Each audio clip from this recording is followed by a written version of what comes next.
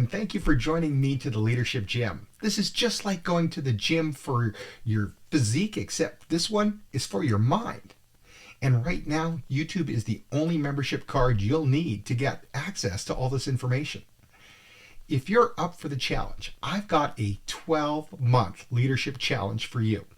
Each month, we'll target a different area or component that we can improve within ourselves and each other when it comes to leadership.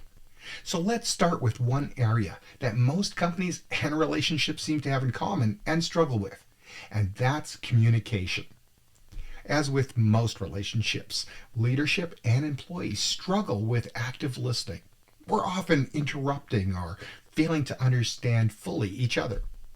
So what can you do about it? Well, over the next 7 days, I want you to encourage things like active listening, creating a culture where everyone's voice matters, they're valued, their opinions, their thoughts, their contributions. How can we do that? Well, it's easy. I've got 5 exercises that you can try over the next 7 days. And this, just like going to the gym, is not a one and done. You're going to have to keep working it each and every day. Now, the first lesson is to be in the moment. Too often, we're not in the moment. We've got too many distractions of life and business in our way. So I want you to put away those distractions. Think about it. How many times have you watched a TV show or movie while scrolling through your social feeds? Not very effective, is it? It's like you'll watch a show and, yeah, it was okay, but it wasn't great because you weren't right in there. I remember the good old days of going to Blockbuster, renting a video or movie, and bringing it home to play it with our children. And we would pop popcorn, gather around the TV, and we'd all watch the show. And it really didn't matter if the show was that good. We all enjoyed the experience. And it always made things a little bit better anyway. It's why we go to sporting events and why we go to concerts and why we go to movie theaters.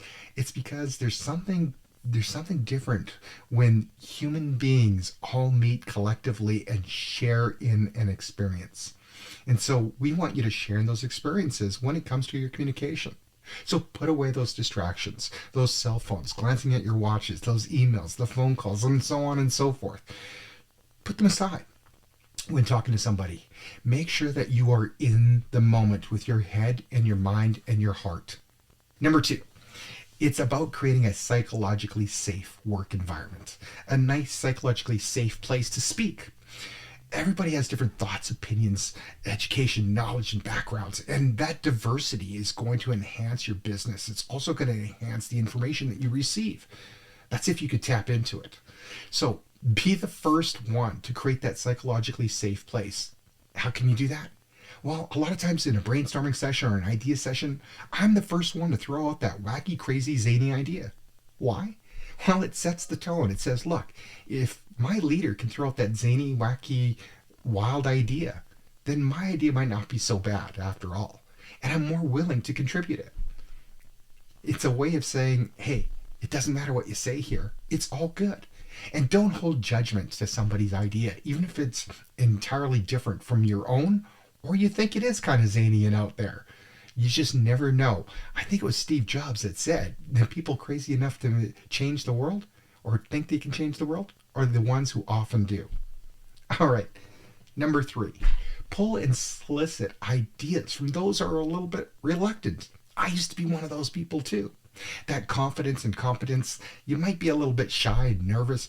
And let's face it, in a meeting setting with leadership, sometimes it's very, very stressful. You don't want to sound foolish. I mean, that's what adult learners are. You know, they're vulnerable in that thought process. So encourage people to want to speak up. Maybe solicit them and ask them to contribute or what their ideas are. And when they do, they might be a little hesitant and they might be a little shaky and nervous. Just encourage them. Let them know, hey, John, great idea. Thank you for sharing that. Or, John, thank you for your input. I value it. You know, whether you're going to implement it, it's not, maybe it's zany, maybe it's not going to be done. Whatever it is, you just want to give some recognition to it. That will help bolster their confidence and willingness to speak up at the next one. All right. Number 4, that's use and teach skills like paraphrasing. That's being able to summarize the sentence. You can't do that if you're not actively listening. So make sure that when you're listening, you're kind of creating that story so that you could give back to them. That adds clarity and helps understanding. Did I understand you correctly? This is what you mean by this. You could ask clarifying questions too. If you're not sure about a particular thing, don't assume anything. They might be thinking something entirely different than you. All right. And 5, practice and emphasize the importance of listening and suspending judgment. So, listening without judgment or forming that immediate response. Too often, I remember when somebody was talking, I'd be thinking about where are they going. I'm trying to head off where they're going so that I can have a response built up because I'm thinking they'll probably want a response from me. Nah, it's not always necessary. So what you want to do, because what's going to happen is it's going to take you out of the moment. So all that's going to do is confuse them and maybe even and you're going to end up interrupting them a lot of times. So suspend judgment, suspend belief, suspend anything, and just listen. Just be there in the moment. Fully listen in there and just don't think of anything except what they're taking and saying and taking it in. Okay? When you do that, well, now you're going to be more informed. You're also less likely to interrupt them. And that tells them that they're valued and they matter.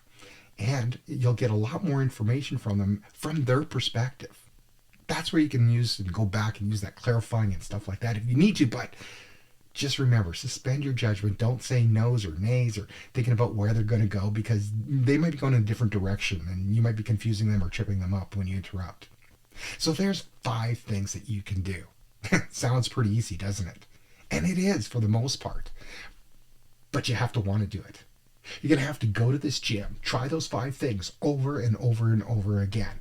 Remember, repetition is what builds that strength and that endurance. So you're going to want to do that. Okay.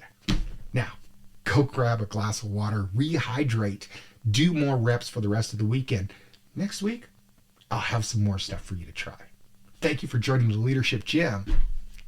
This is our first week.